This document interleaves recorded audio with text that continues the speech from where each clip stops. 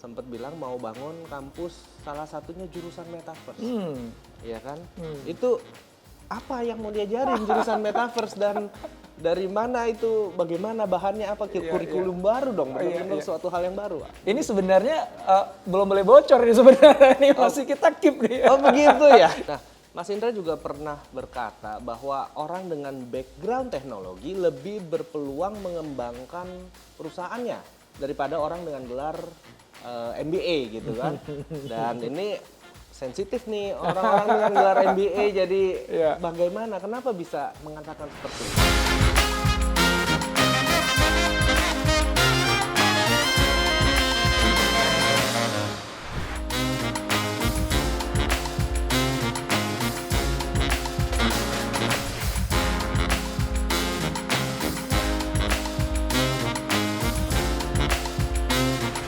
Sosoknya dikenal sebagai seorang bisnis inovator yang pemikirannya selalu dipenuhi dengan ide-ide out of the box. Selain itu, beliau juga dikenal sebagai seorang storyteller yang luar biasa. Kali ini saya berkesempatan bisa mengobrol dan akan mengulik seperti apa kisah inspiratif yang menjadikan sosok ini bisa sukses seperti sekarang. Dan beliau juga sangat dihormati dengan keilmuan di bidangnya, seperti halnya Wismilak Diplomat yang akan terus dihormati dalam pemenuhan kebutuhan inovasi produk untuk mencapai kesuksesan. Inilah Meet the People bersama Dr. Indrawan Nugroho. Halo. Siap, Mas Indrawan. Silakan duduk.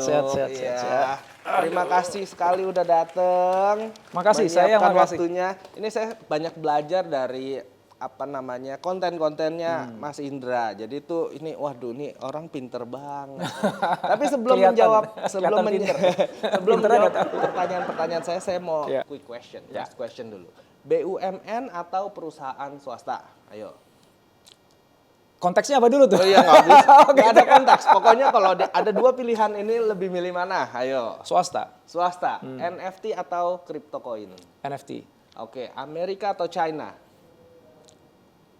Amerika. Oke, Elon Musk apa Steve Jobs? Steve Jobs. Oke, luar biasa sekali. Ini apa ini? Nanti ini abis ini diramal nih kayaknya gue nih. Langsung ketebak nih, ini orangnya kayak gimana. Diramal ya, ini kayaknya cenayang nih. Mas Indra, pertama-tama saya mau tanya, apa sih sebenarnya arti kesuksesan dari seorang Indrawan Nugroho? Kalau definisi sederhana menurut saya sih sukses itu ketika kita mampu meraih apa yang kita ingin capai ya. Gitu. Hanya sayangnya begini, jadi sukses itu sebenarnya bukan satu hal yang fix gitu. Tapi sukses itu dalam pandangan saya itu sesuatu yang dinamis, dia bergerak gitu. Karena ketika manusia hidup kan harusnya dia bertumbuh kan. Nah ketika dia bertumbuh pasti keinginannya juga berkembang dong.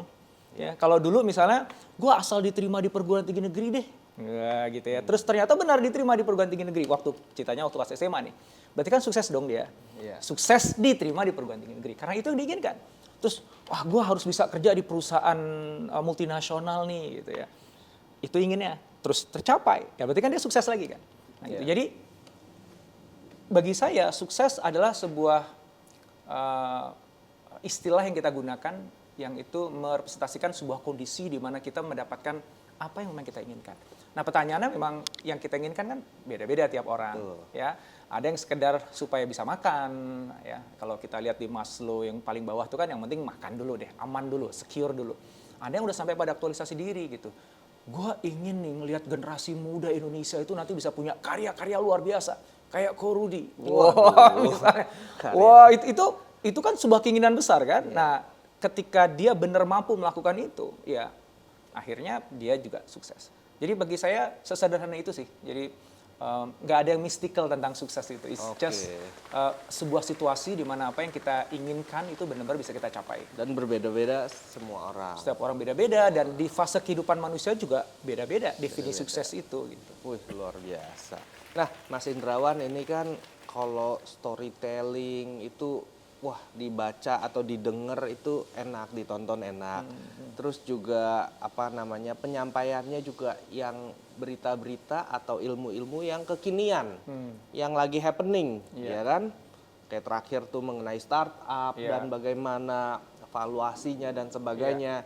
Itu kan kalau didengerin enak tuh. Itu bagaimana Mas Indrawan tuh dapat ilmu seperti itu dan cerita seperti itu dan bagaimana dapat feel-nya bisa seperti itu? Iya, Itu iya. dari mana? Dapat topiknya itu dari mana itu? Oke, kalau untuk topik ya, memang saya ada topik-topik tertentu yang memang itu jadi peminatannya saya. Jadi emang saya suka banget ngebahas itu. Hal yang sama teknologi, hal sama sesuatu yang sifatnya perubahan, change, inovasi. Wah itu gue happy banget lah. Sometimes games juga gue angkat di dalam video itu. Karena memang aku emang suka aja ngomongin itu. Itu yang pertama. Yang kedua adalah kalau memang ada sesuatu yang ternyata itu sekarang lagi trending ya topiknya ya dan aku suka gitu dan aku ngerasa mampu ya aku buatin itu dan saya rasa itu udah kayak rumus dasar lah ya kalau kita pengen videonya banyak yang nonton gitu ya kan harus nyari itu ya. Iya. Tapi kemudian yang pertanyaan yang menarik adalah tentang gimana sih ngebuat sebuah konten yang berat gitu ya, yang penuh dengan apa ya aspek keilmuan lah gitu ya. Betul. Yang notabene mungkin kebanyakan orang ya mungkin bertahan hanya 1-2 menit gitu nonton habis itu udahlah switch aja deh gitu. Iya, Kayaknya nggak iya. seru gitu. Keberatan. Karena kalau kita bicara konten edukasi kan di YouTube banyak banget kan. Banyak, betul. Banyak banget. Bahkan saya pernah baca risetnya itu katanya di YouTube tuh paling banyak konten itu kategori edukasi katanya. Oh gitu. Ya, baru kemudian olahraga, entertainment dan lain sebagainya. Oke. Gitu ya. So, story itu sebenarnya yang menjadi Menurut kunci. saya storytelling itu adalah talentnya dari Mas Indrawan ini ya, menurut saya ya. Mudah-mudahan ya, aku sih nggak berani juga ngomong begitu ya. At least I'm learning and I'm trying to. Aku belajar dan terus berusaha untuk bisa melakukan itu. Yang di beberapa video aku merasa aku dapat nih storytellingnya. Beberapa video aku merasa kok kayaknya nggak dapat ya gitu. Karena Oh, masih bisa berasa begitu Oh, ya? iya dong, iya Kalau penonton kan wah dapat banget hanyut dengan suasana, mendengarkan, Iya. dapat juga. soalnya kan ilmunya. bayangin aja kan, sebenarnya kan konten kreator itu kan bukan profesi utama saya kan. Iya. Saya jadi konsultan, saya punya beberapa bisnis yang saya jalankan, saya Iya. punya banyak aktivitas gitu. Jadi kalau dalam 1 minggu itu mungkin saya hanya bisa allocate sekian jam gitu ya. Dan setiap minggu harus ada 2 konten gitu. Nah, ini kalau gue Capek juga ya. kalau gue dikasih misalnya gini, misalnya gue full time konten kreator gitu ya, mungkin I can do much better than this gitu. Tapi Iya, kadang-kadang kan, bener. untung dibantu lah teman-teman tuh luar biasa banget yang ngebantuin saya. So mungkin gini ya, beruntung sih ya, karena memang dari kecil saya tuh suka sama story. Saya dulu waktu SMP ikut teater. Jadi saya hobinya teater. Waktu kuliah juga saya ikut kelompok teater. Saya Jadi suka ada nulis pelajaran actingnya begitu ya dan Iya. menarasikan Betul. bagaimana. Nulis Oke. puisi, saya juga dulu nulis puisi, Iya. ikut lomba baca puisi gitu. Jadi dengan dunia seni, dengan dunia peran, dengan dunia cerita itu saya deket. Oke. Orang tua saya juga dulu dia pemain teater gitu ya. Bacaan-bacaan saya juga bacaan-bacaan yang lebih nyeni lah gitu ya. Iya. Dan waktu pas saya ke Australia kan saya pengen sekolah film waktu itu kan, yang ternyata Oke. nggak kejadian lah ya. Saya harap pivot ganti jadi mahasiswa bisnis. Maka saya rasa saya memang punya basis itu sih yang ke-develop sejak kecil gitu. Jadi ketika melihat sebuah fenomena gitu, alih-alih ingin mencoba menjelaskan fenomena itu maksudnya apa, saya justru ingin cerita Menceritakan. tentang kenapa sih kok ada fenomena itu gitu. Iya. Terus ada story apa di baliknya? Siapa tokohnya? Konflik apa yang terbentuk? Gimana resolusinya? Nah, Iya. itu kan drama 3 babak ya kalau dalam story itu. Wah keren banget. Jadi ada ilmunya sendiri cara storytelling ya sebenarnya dan itu juga berdasarkan pengalaman dari ya tentunya yang tadi Mas Indrawan cerita. Nah ini mungkin para penonton nggak tahu tapi kalau saya sebut Indonesia Raya apa sih cerita di balik itu? Iya, Nah, iya, iya. Namaku sebenarnya Indonesia Raya. Iya. Iya kan? Cuma disingkat jadi Indra gitu. Oke, Indonesia Raya. Jadi memang gelora jiwa semangat keindonesiaan tuh udah sebenarnya Luar biasa. ya sejak lahir sama orang tua udah dikasih nama begitu Iya, kan. tapi di KTP Indonesia Raya Mas. Enggak ya. Untungnya enggak ya, kalau Untungnya enggak. kan aneh gitu, nanti bisa viral itu kalau Anaknya Elon Musk gitu kan namanya. Wih, Waduh, aneh gimana gitu ya. bacanya? Dia sendiri bingung jangan-jangan. itu biar jadi story aja lah, story Biar back story aja tentang Gitu ya. tentang saya, something nice to tell people lah. Iya, nah Mas Indra kan kalau cerita atau konten itu banyak yang mengenai teknologi, ya kan. Tapi saya lihat sebenarnya latar belakangnya kan magister bisnis dan psikologi ya. Sekarang tapi yang dibahas teknologi terus. Itu kenapa? Apa hobi doang atau karena memang bagaimana tuh? Iya. Saya memang fascinated, jadi saya sangat terpukau ya dengan teknologi. Teknologi itu mengubah peradaban manusia. Saya meyakini itu. Aku pernah juga disebut oleh media gitu kan, oh pakar teknologi gitu. Dalam arti, aduh jangan sebut gue pakar teknologi, karena gue nggak pakar teknologi. Gue cuman suka sama teknologi, gue punya curiosity yang tinggi dan sukanya gue tuh suka make. Iya. Suka make teknologi. Jadi saya ngelihat teknologi itu sebagai enabler, sebagai sesuatu yang memampukan. Oke. Nah, jadi ketika nanti misalnya saya mau buat kampus gitu misalnya gitu ya. Saya nggak akan buat kampus teknologi karena saya bukan ahli teknologi. Saya nggak bisa menciptakan teknologinya itu gitu. Iya. Itu biarkanlah orang-orang yang lebih pintar dibandingkan saya melakukannya gitu ya. Nah nanti saya dalam posisi gini, wah keren banget teknologi yang lo buat ya. Gimana cara makainya supaya jadi cuan ya? Bisnis. Jadi aktualisasi dari teknologi tersebut. Iya, gimana ya. menggunakan manfaat teknologi untuk kita bisa solving problems yang ada di dunia ini. Jadi penerapan ya. Iya, baik itu berupa nanti business innovation, social innovations, apapun itu. Jadi dudukan teknologi dalam hidup saya adalah dia sebagai enabler, sebagai sesuatu yang bisa memampukan kita untuk bisa berkarya, untuk bisa menyelesaikan masalah, untuk bisa kasih value kepada orang lain. Oke, nah Mas Indra juga pernah berkata bahwa orang dengan background teknologi lebih berpeluang mengembangkan perusahaannya daripada orang dengan gelar MBA gitu kan. Dan ini sensitif nih orang-orang dengan gelar MBA, jadi bagaimana, kenapa bisa mengatakan seperti itu? Sebenarnya nggak hitam putih gitu ya konteks supaya nanti gue nggak diserang sama tuh. Karena partner bisnis kan MBA gitu. Padahal Mas Indrawan sendiri juga MBA juga. Saya dong. bukan MBA, saya magister saya justru MM. psikologi, S1 saya yang commerce, Oh, S3 S1. saya strategic management. Jadi saya nggak punya MBA sebenarnya. Oh, Jadi aman lah ya. Boleh ngatain. Oh nggak ngatain ya cuman. Oke. So I have my full respect kepada MBA ya. Cuma dudukannya gini aja. Ini sebenarnya debat agak lama ya. Jadi teman-teman yang MBA itu juga bilang nggak gitu juga Andra gitu. Ada juga ya. Tapi ya balik lagi nih aku menyampaikan pandanganku yang sangat terbatas gitu ya. Jadi ketika MBA itu dibuat kurikulumnya itu mindset yang digunakan adalah gimana kita bisa membantu para penyelenggara bisnis ya atau bisnis eksekutif ya di bahasa Inggrisnya itu mampu membawa bisnis yang udah jadi ini menjadi lebih besar, gitu. Nah, kan beda dengan kalau dia bukan siapa-siapa, belum punya bisnis, pengen membangun bisnis. Nah, jadi kalau kita pengen jadi entrepreneur, belajarnya sebenarnya bukan MBA, gitu ya. Nah, itu dudukannya dulu. Kemudian teknologi. Kenapa kok banyak orang punya pandangan bahwa CEO yang hebat-hebat sekarang sebenarnya bukan hanya pandangan, tapi fakta ya. Banyak CEO yang hebat-hebat sekarang tuh punya latar belakang teknologi, gitu.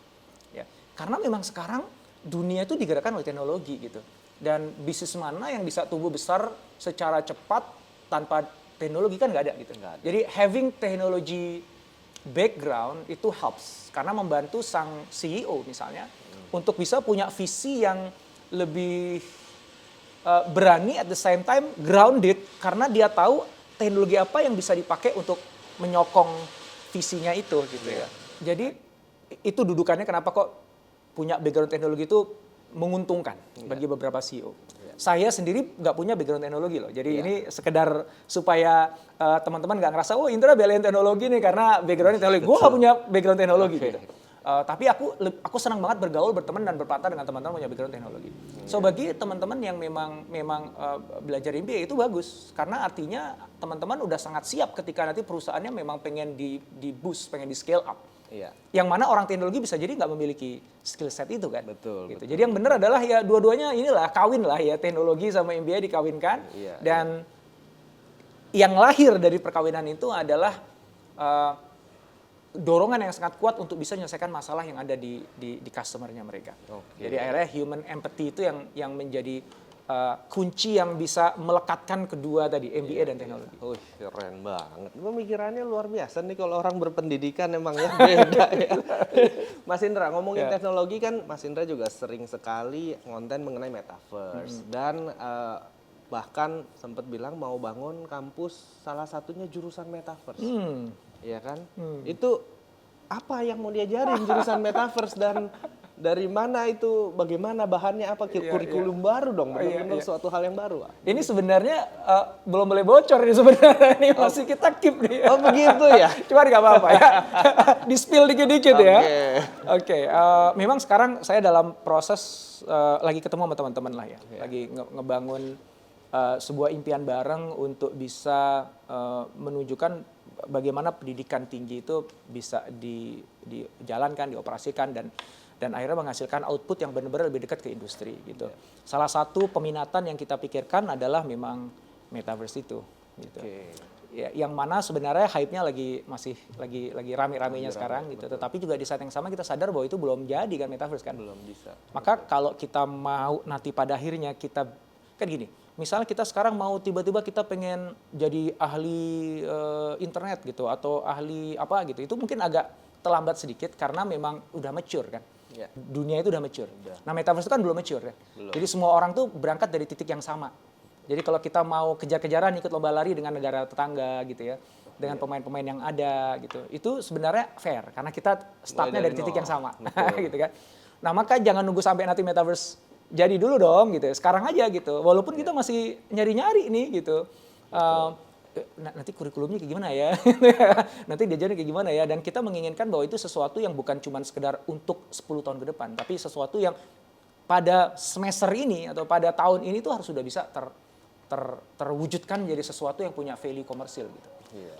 Mungkin untuk saat ini yang bisa di-spill baru segitu aja. Oke, keren. Tapi Mas Indra sendiri ngelihat metaverse 3 tahun ke depan lah, let's say, itu bagaimana menurut Mas Indra? 3 tahun ke depan tuh masih dalam proses. Belum mature-mature amat? Oh, masih gini-gini aja atau udah ada perkembangan? Ya, sudah ada perkembangan. Saya menduga bahwa device ya seperti VR headset, AR headset itu udah akan lebih populer. Kalau prediksinya kan tahun 2024, jadi 2 tahun dari sekarang ya, itu jumlah VR headset itu akan menyamai dengan game konsol yang ada di rumah-rumah. Oke. Gitu. Tapi mabok pakai VR headset tuh. Iya, Nggak banyak bisa alasan. lama-lama. Alasan yang pertama adalah karena bentuknya yang masih kayak gitu. Iya. Bulky. Yang kedua adalah teknologi softwarenya atau apa yang kita lihat di headset itu yang masih belum optimal. Iya. Tapi ya prediksi saya 2024 udah lebih mature secara device ya. Iya. Nah cuman kalau bicara metaverse yang semua orang omongin itu kan baru 10 tahun lagi, 2030 paling cepat Kira-kira katanya. apa aja ekosistem di metaverse itu dan utility-nya mungkin di kehidupan nyata atau pure itu dalam tanda kutip adalah sebuah game yang dipaket dengan nama metaverse aja.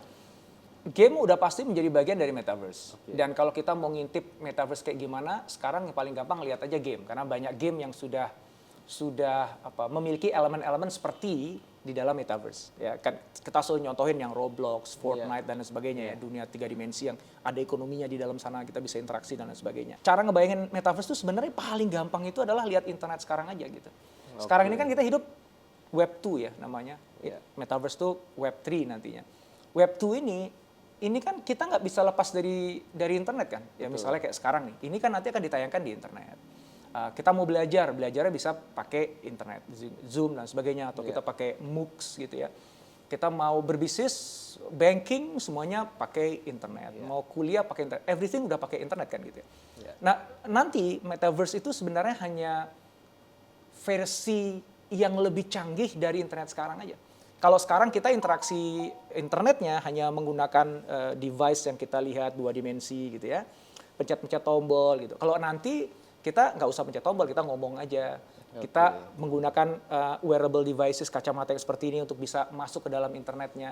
Jadi kalau misalnya kita lagi belajar, ketemu dosennya nggak di Zoom, nggak ngeliat videonya aja, tapi kita merasa dalam satu ruangan, ada avatar gurunya di sana, temannya ada di sebelah kanan. Aku bisa milih duduk di samping temanku, avatar temanku gitu. Kayak dunia nyata gitu. Jadi basically ya metaverse itu adalah internet yang sekarang cuman dibuat lebih imersif. Karena dia 3 dimensi, di-enhance, jadi kita merasa ada di dalamnya. Iya, gitu. mungkin pakai sarung tangan bisa. Nantinya begini, bisa jadi begitu. Gitu ya. Atau cuman ada alat tempel di sini pakai neuron terasa langsung. Emang ini pakar ya? teknologi, visinya ke depannya. Jangan bilang pakar teknologi kan. Langsung minder gue itu. Emang visi ke depannya luar biasa nih. Nah, seiring dengan banyaknya metaverse yang lagi dibuat lah, di-develop, banyak juga perusahaan-perusahaan startup. Dan saya lihat di salah satu konten Mas Indrawan ini lagi mungkin ada bubble burst ya. Startup itu lagi bubble burst dan masa keemasan startup mulai berubah. Udah yang tadinya begitu gemilang sekarang berubah nih ya kan, ditinggal investor dan valuasi perusahaannya menurun. Itu bagaimana pandangan menurut Mas Indrawan ke depannya? Apa startup ini masih ada peluang atau orang jadi sama sekali jangan melirik startup? Startup itu akan selalu ada peluang karena Oke. peluangnya startup itu ada di foundernya, bukan ada di investornya. Oke. Dan akan selalu ada investor yang mau membiayai startup karena startup punya peluang tadi. Kan investor kan gitu kan, melihat ada peluang ya dia akan tanamkan uangnya kan ke sana gitu ya. Betul. Cuman sekarang itu kalau dalam mungkin bahasanya saya aja ya, ada pendewasaan Oke. terhadap ekosistem startup, which is tuh bagus. Ya. Kalau dulu karena uang tuh murah ya, interest rate sangat rendah, uang tuh murah, uang akhirnya digelontorkan ke startup gitu ya. Iya. Dan mereka ingin dapetin quick buck dengan cara bermain valuation game gitu kan. Iya. Jadi dia startup dikasih duit banyak, dikarbit supaya valuasinya naik, nanti di putaran berikutnya saya bisa cash in kan gitu. Permainannya kan kayak gitu. Betul. Which is itu kan nggak sehat sebenarnya. Iya. Bagi para founders tuh nggak sehat. Teman-teman saya yang founders itu banyak yang dalam tanda kutip merasa kejebak ketika sudah ada funding yang masuk dan udah mulai didikte nih harus begini harus akhirnya masuk ke dalam sebuah pusaran di mana dia terpaksa harus grow at all cost, bahkan harus mengorbankan beberapa idealismenya dia gitu. Beberapa bahkan yang tadinya dia semangat di awal ngebangun startup, beberapa malah keluar dari startupnya. Gitu, mencoba ngebangun startup sendiri secara bootstrapping tanpa ada investor. Nah itu kan nggak sehat sebenarnya. Ya. Yang ujung-ujungnya ya kalau tadi istilahnya bubble burst gitu ya, walaupun banyak orang dan saya setuju mengatakan sekarang bukan bubble burst sih sebenarnya. Itu hanya revaluation aja, hanya adjustment aja sih sebenarnya. Masih Bukan adjustment burst. ya, Ya, bukan burst. nggak kayak waktu pas lagi .com bubble di tahun 2000-an itu. Jauh lah dari situ masih. Oke. Nah sekarang kenapa saya bilang itu dewasa? Karena sekarang ini dengan situasi yang ada sekarang, kan investor kan lebih hati-hati. Jadi investor itu nggak semena-mena pokoknya keluarin duit banyak dan bisa maksa founder untuk grow at all cost. Karena emang duitnya lebih sedikit, satu. Yang kedua adalah dia pengen dapat kepastian bahwa ini nanti bisa menghasilkan keuntungan. Karena mungkin kalau dia hanya main valuasi aja nggak kekejar nantinya. Nah jadi kan bagus, investor punya kepentingan terhadap keuntungan. Nah si founder juga nggak dipaksa untuk lari kenceng tanpa kemudian ada kepastian bahwa dia bisa dapatkan keuntungan ya. Jadi investornya udah masuk ke dalam track profitability, yang namanya bisnis kan harus profit lah ya. Betul. Kan, basically kan gitu kan, itu kan bisnis 101 gitu. Nah foundernya juga jadi lebih lebih punya waktu, energi untuk benerin perusahaannya. Iya. Bukan cuma sekedar creating story, sibuk dengan nyari next round funding dan lain sebagainya gitu. Iya. Dan yang juga yang ngebuat sehat ekosistem industri pada umumnya adalah lebih fair. UKM-UKM yang nggak didukung oleh funding yang gila-gilaan, dia kan nggak mungkin bisa ngasih diskon gila-gilaan. Nggak bisa, betul. Ya, akhirnya kan mereka mati nih. Betul. Gitu. Nah sekarang ya Udah mulai lagi. udah mulai mereka punya posisi Peluang yang lah ya. punya peluang untuk bersaing dengan startup. Kenapa? Startup udah nggak ngasih diskon lagi sekarang. Nah, kalau menurut Mas Indra sendiri, apakah bisnis konvensional itu harus didukung digital untuk bisa survive di masa sekarang? Atau boleh konvensional aja normal? Atau udah nggak terelakkan harus nempel dengan digital dan teknologi? Harus Harus. nempel ke digital dan teknologi. Misalnya apa? Konvensional apa? Konvensional. Bisnis pijet. Iya.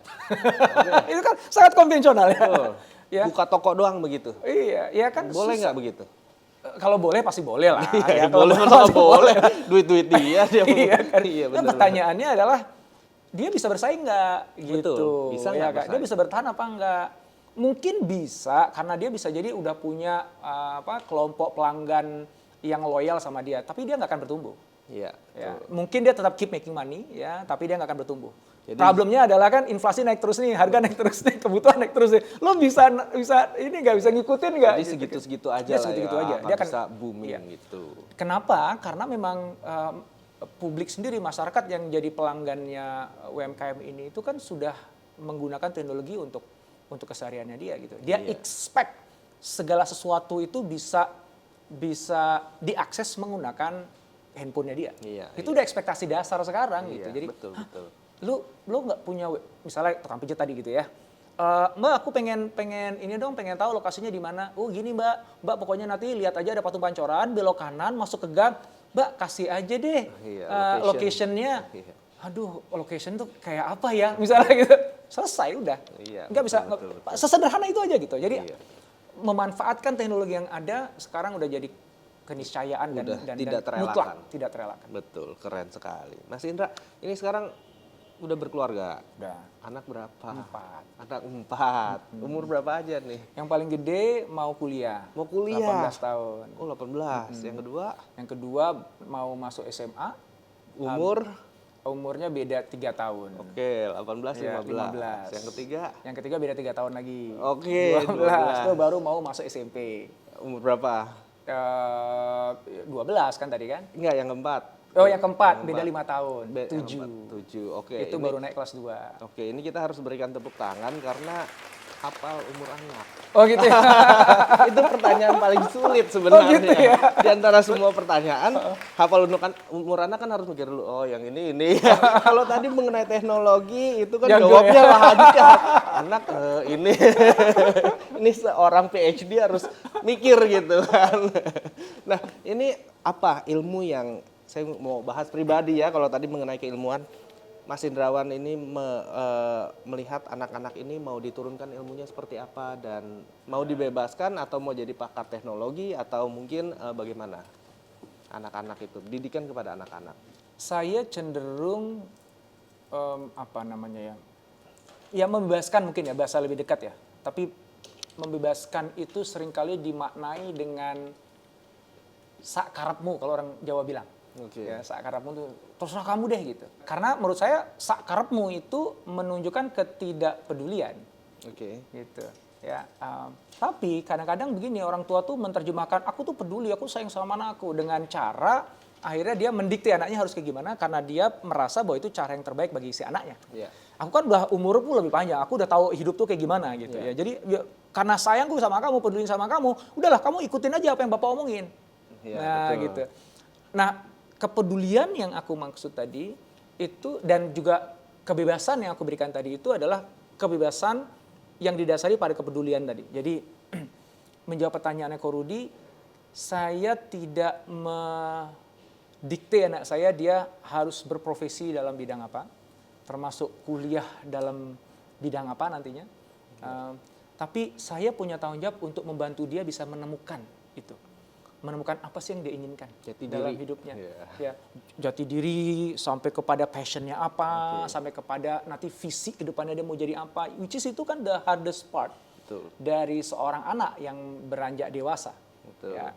Dan saya rasa sih kita sebagai orang tua justru challenge terbesar kita ya selain kita memberikan keteladanan, kebaikan, ngajarin nilai-nilai kebaikan pada mereka adalah membantu mereka menemukan itu gitu. Hal yang paling saya khawatirkan adalah sampai mereka lulus kuliah, mereka belum tahu mau berkontribusi apa untuk negeri ini. Dia ingin ambil peran apa, dalam profesi apa gitu.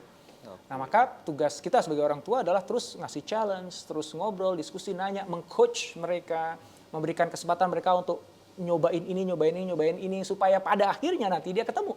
Gitu. Oh ternyata ini toh yang aku inginkan. Dalam hidupku, dan ketika mereka udah menemukan itu semuanya jadi mudah.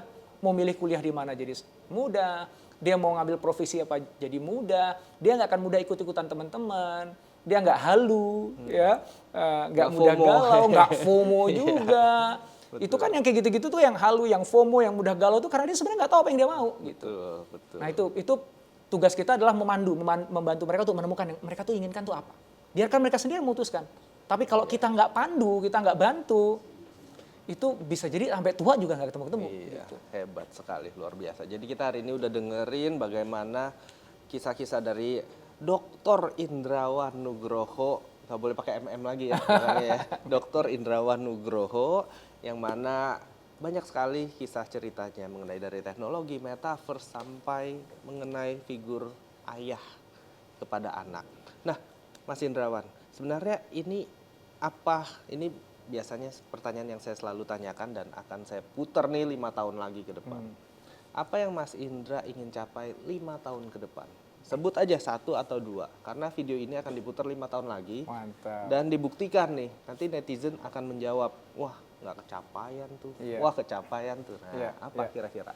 5 tahun ke depan harus sudah punya apa? Oke. Mungkin bukan sudah punya apa ya, tapi sudah mencapai apa. Oke, Saya. boleh. Karena punya itu akan ngikut nantinya. Oke. Saya ingin menjadi salah satu kontributor kunci Oke. yang bisa menaikkan indeks global inovasinya Indonesia. Waduh, catat tuh ya. Bingung sendiri kan? Iya, oke.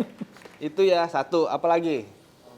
Saya sudah nggak ngurusin bisnis lagi, Oke. jadi cuman sibuk jalan-jalan aja sama istri saya. Widih, gitu ya. 5 tahun lagi udah nggak ngurusin bisnis, udah jalan-jalan aja. Jadi salah satu juru kunci indeks. Iya, Dunia. salah satu kontributor kunci untuk mendongkrak indeks inovasi globalnya Indonesia. Oke, boleh, terserah deh. Oke. Ya kalau mimpi kan boleh dong. Boleh, kita lihat 5 tahun lagi ya. Ini kayaknya kecapai nih. Tapi. Amin. Oke, untuk penonton di rumah saya ada kuis untuk kalian. Caranya berikan opini tentang arti sebuah kesuksesan menurut kalian. Silakan tulis di kolom komentar beserta cantumkan nama Instagram kalian. Opini terbaik akan mendapatkan hadiah menarik di setiap episode. Nanti akan di DM oleh tim Prestige Productions. Siapa yang berhasil menjadi pemenangnya. Terima kasih sekali Dr. Indrawan. Thank you, Kak Rudi, undangannya. Atas waktunya. Thank you so much.